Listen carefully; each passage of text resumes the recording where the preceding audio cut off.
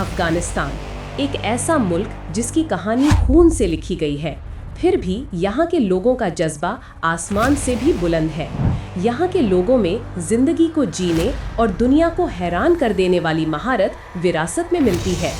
ये वो कौम है जो कभी किसी रियासत के आगे नहीं झुकी और न कभी गुलामी कबूल की। आज हम चलते हैं उस जमीन की तरफ जहां ऐसी कौम रहती है जो हर दफा गिरकर दोबारा उठती है और दुनिया को याद दिलाती है कि असली ताकत सिर्फ हथियार नहीं, ईमान, आजादी और उम्मीद में होती है। अफगानिस्तान का मतलब ही है लैंड ऑफ द अफगान्स, मगर असल में इस मुल्क का हर कोना अपनी अलग पहचान रखता है। पश्तून, ताजिक, हजारा, उज़्बेक सब अपनी जुबान, अपना लहजा और अपनी रिवायत रखते हैं, लेकिन एक चीज सब में मुश्तरक है, आजादी। अफगानिस्तान के पहाड़ों को देखकर लगता है जैसे धरती ने खुद अपने सिपाही तैयार कर दिए हों।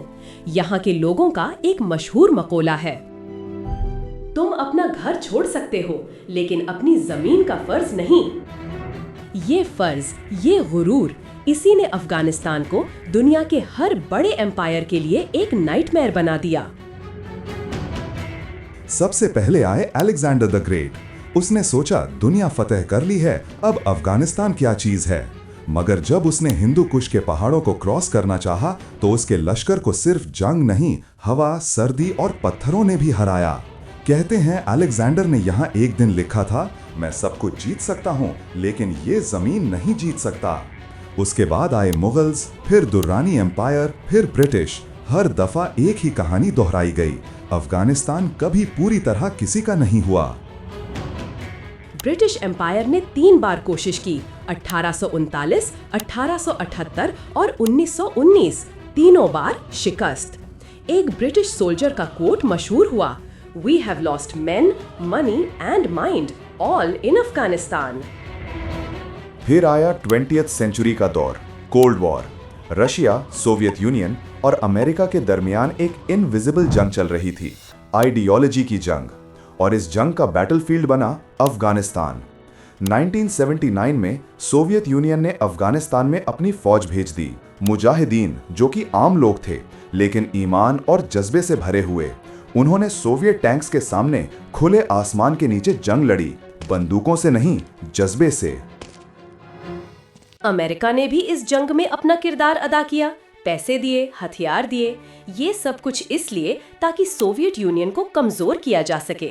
लेकिन दोस्तों, जब जंग खत्म हुई तो अमेरिका चला गया और अफगानिस्तान दोबारा अकेला रह गया। जब सोवियत फौज चली गई तो एक खौफनाक खला पैदा हुआ। मुजाहिदीन जो कभी एक साथ थे अब आपस में टकरा गए। हर ग्रुप अपनी हुकूमत बनाना चाहता था। काबुल तबाह हो गया, बाजार बंद हो गए और लोगों ने खौफ में जीना सीख लिया। इसी दौरान 1994 में एक नया नाम उभर कर आया, तालिबान। ये लोग कह रहे थे कि वो अमन लाएंगे, करप्शन खत्म करेंगे और शरीयत कायम करेंगे। कुछ ही सालों में उन्होंने मुल्क के 90% हिस्सों पर अपनी हुकूमत कायम कर ली। उनके कायदे और कानून प्योर इस्लामिक लॉज के मुताबिक थे। फिर आया साल 2001 का वो दिन जिसने सब कुछ बदल दिया। 11 सितंबर 2001 न्यूयॉर्क में 2 प्लेन्स ने वर्ल्ड ट्रेड सेंटर को हिट किया। इसने अमेरिका को बहुत बड़ा नुकसान पहुंचाया और इल्जाम लगा ओसामा बिन लादेन पर।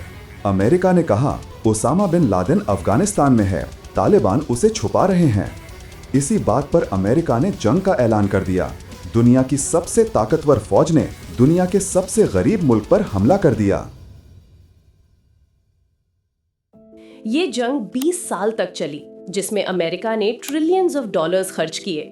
2021 में जब अमेरिका ने अपनी फौज वापस बुला ली तो तालिबान फिर से वापस आ गए, लेकिन इस बार और मजबूत और ऑर्गेनाइज्ड। सारी दुनिया ने देखा, काबुल एयरपोर्ट से लोग प्लेन से लटक कर भागने की कोशिश कर रहे थे। ये तस्वीरें दुनिया के जहन में हमेशा के लिए बस गईं। अब अफगानिस्तान में जंग तो रुक गई है, मगर सुकून अभी दूर है। लोग तालीम चाहते हैं, रोजी चाहते हैं और दुनिया से इज्जत चाहते हैं, लेकिन दुनिया अब भी उन पर खामोश है। मगर अगर आप किसी अफगान से पूछो तुम्हारा सबसे बड़ा ख्वाब क्या है, तो वो कहता है मैं चाहता हूं मेरे बच्चे बिना डर के सो सकें। अफगानिस्तान की कहानी अभी खत्म नहीं हुई, ये मुल्क बार बार गिरा और हर दफा उठा।